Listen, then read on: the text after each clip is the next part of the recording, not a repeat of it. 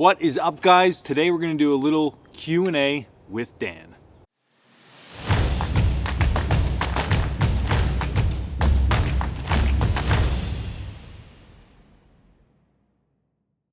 Now, I get asked all the time tons of questions. People will private message me, direct message me on Instagram, or leave comments below in any of these YouTube videos. So what I thought was, let's try to do a question and answer. If we can do this twice a month, all the better. So if you have any questions that you want to know, leave them below in the comments, and I'm not going to answer them until the next question and answer video. I try in all my other videos to get back to everybody the best I can, but if I don't get to you, I'm really sorry, but leave the questions below and the next question and answer, we'll cover it. The first question I get asked all the time is, where did the name Coalcracker Bushcraft come from? Now, I'm going to be honest, when I first started this group, now company, I hated the name Coalcracker. I didn't want to use it. I thought that I should use something different because it's a very regional term.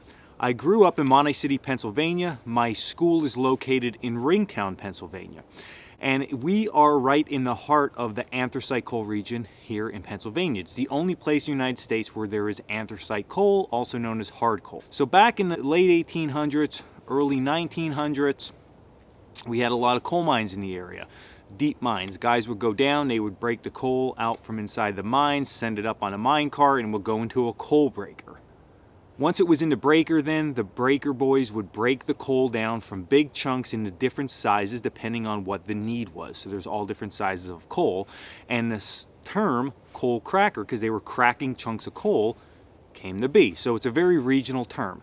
But the more I thought about it and the more I was thinking about names years ago of what to actually call my group and now company, I realized that I really do love the area that I grew up in. I'm very proud of this area, and there's a lot of people in our area that just don't feel that way, but I do. I had a great childhood growing up here. I had a great early adulthood, and I hope to grow old here. So I really thought that was a good fitting name, but that's where the name came from. And as far as bushcraft, we all know I'm into the bushcraft thing more than anything other than outdoor survival. Really, that bushcraft fits me best with what I do, so that's where the name came from. The next most commonly asked question I get is, why do I cut my pants so short? It's just because I'm tall and I can't get long enough pants.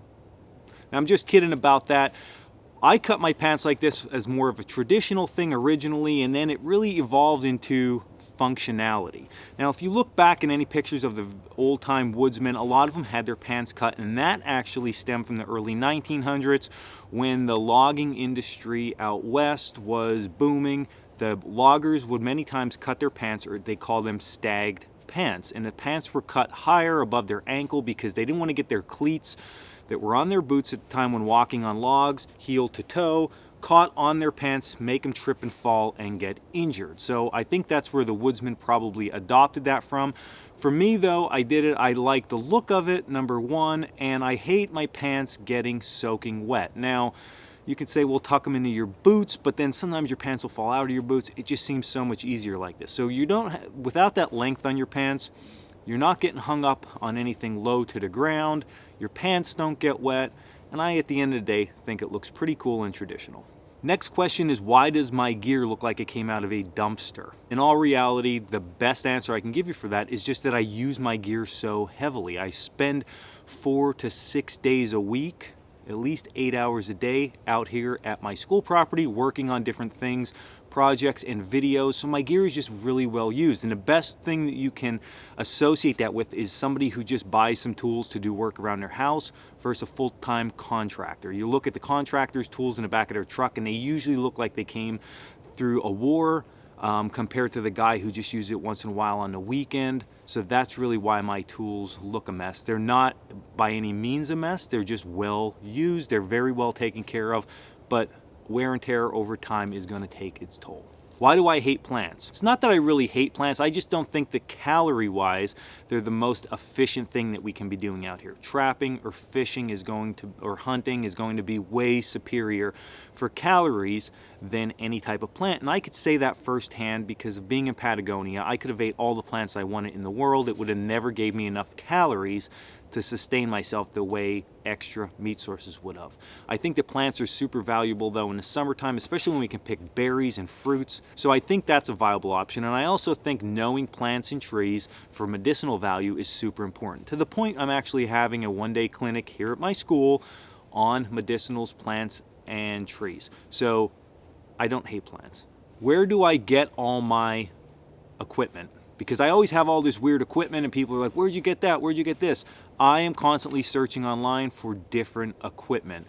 Number one, I like to have something that's unique that fits my style, so I look at a lot of vintage gear, but I'm always trying to find something that's a little bit different just to explore it and try it out and see if it works really well. And then when I find it, I really hang on to it. It's not that I don't like modern gear, I just like finding stuff that's different because it's unique and it really fits my personality. So eBay, junk stores, flea markets, yard sales, I get it from everywhere.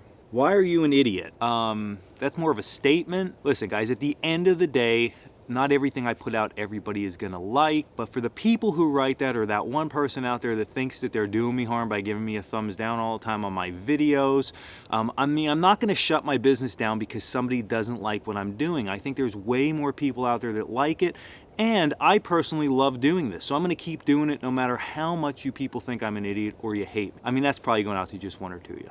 And lastly, so this video is not too long because you know I love my short videos. How do I get so much time to do my videos? This is my full-time job.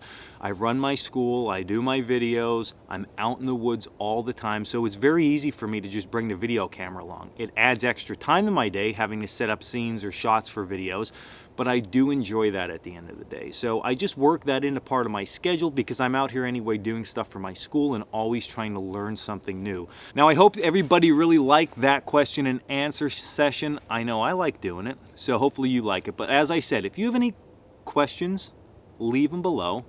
I'll answer them in the next video I do, and I'm not going to respond to anybody below, okay? So leave them, and then maybe we could do this so often. If you don't like this idea, don't leave a comment below, and or you could say I'm an idiot or whatever you need to do. But if we get enough, I'll pull that out. I'll answer some of them. I don't know if I'll get through every one of them, but I'll try to answer some of them, and we can have a good time with this. Yeah, like I said, every two times a month, you know, maybe weekly if you comment a lot. So as always, guys, stay in the woods.